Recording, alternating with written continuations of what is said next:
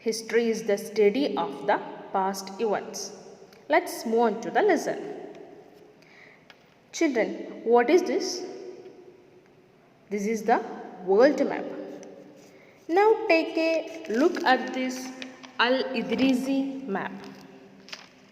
This is also a world map but created by Arab geographer Al-Idrisi in 1154 CE. Al-Idrisi map had certain characteristics. On his map, he showed South India at the North India's place, Sri Lanka on the top of India. This is the second map given in your chapter. This map was made by French cartographer. Who is cartographer? Cartographer is a person who makes map. Cartography is the art and study of making map. In the second map made by French cartographer Guillaume de Lilly, the coastal areas of India are very well detailed. As you can see, it almost looks like India's current map. Now, what is coast? A coast is an area where there is a transition between land and water. The coastal areas are very well defined. This is the advantages of this map. This map was used by many European sailors on their voyage. Students, if I ask you a question, which map is better? What will you answer? Yes, map 2 made by French cartographer. Because in map 1, South India was at North India place, Sri Lanka on the top of India. And also coastal areas were not well defined as map 2. So from these two maps, it is clear that cartography has changed over the years. So in order to understand the map correctly, we should be aware of the context, that is historical background of the time when the map was made. Next topic in this chapter is new and old terminologies. When you hear the word shift, what comes to your mind?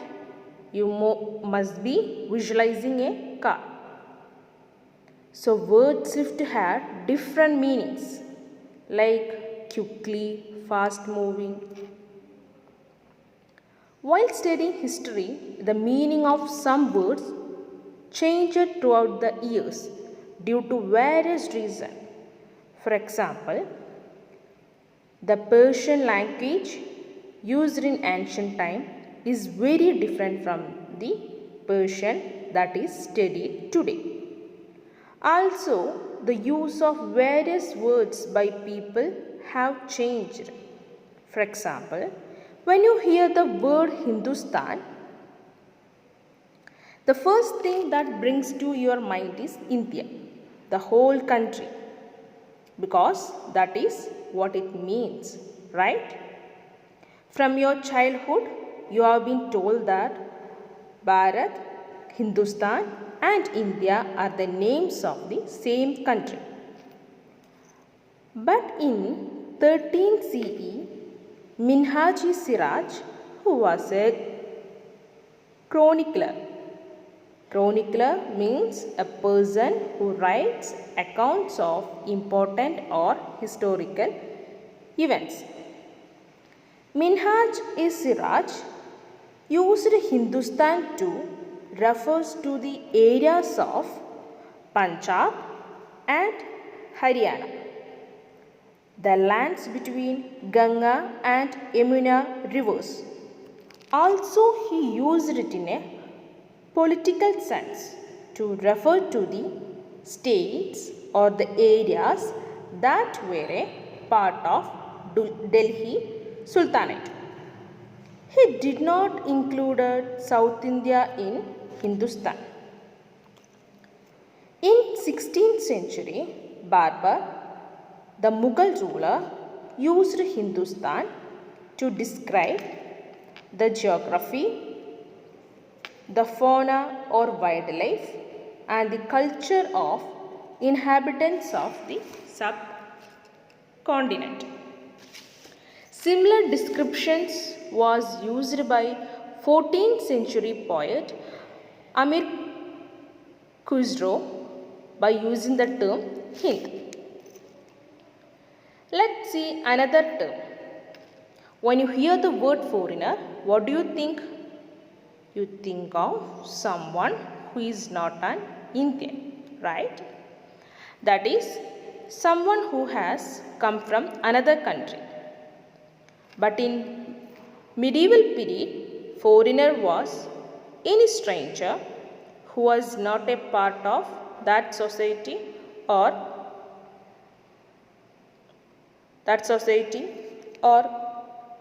culture. For example, X is a village, Y is another village. So in medieval time, people from Y is a foreigner to people of X. Similarly, people from X were foreigners to people of Y. Likewise, let's consider forest dwellers. Forest dwellers are people who live in forest. So forest dwellers were foreigners for city dwellers. So again we realize that different terms mean different things at different times. Next topic in this chapter is historians and their sources. How do you know about the map made by Al-Idrisi or that Hindustan? We know all these topics from the study of history. We have already seen the history is the study of past. But how we study the past? From where do we get information from the past? There are different sources of history. You may have studied in class 6. The historians mainly depends on coins, inscription, architecture, textual records. Let me explain each of them. You can see even today government releases some special coins on some occasions that have a Independence Day written on it or so on. Even the rulers of the past used to leave some marks on the coins to make sure that they are remembered. Also, they used to write about their achievements on the walls as letters or symbols. Inscribed on the stones or other hard surfaces are called inscriptions. Architecture also helped to know about the history. Textual records are defined as written records. Another source of history is manuscript. In ancient time, all the records were handwritten. Such handwritten documents is called a manuscript. A manuscript were preserved in libraries and archives. What is archives? Archives is a place where documents and manuscripts were stored. Manuscripts provide a lot of detailed information to historians, but they are also difficult to use. Why do you think in early days all the records were handwritten? Because in those days there was no printing press. So scribes copied manuscripts by hand. Who is scribes? Scribe is a person who copies documents. When scribes copied manuscript, unknowingly they introduced small changes. This kept on happening for centuries.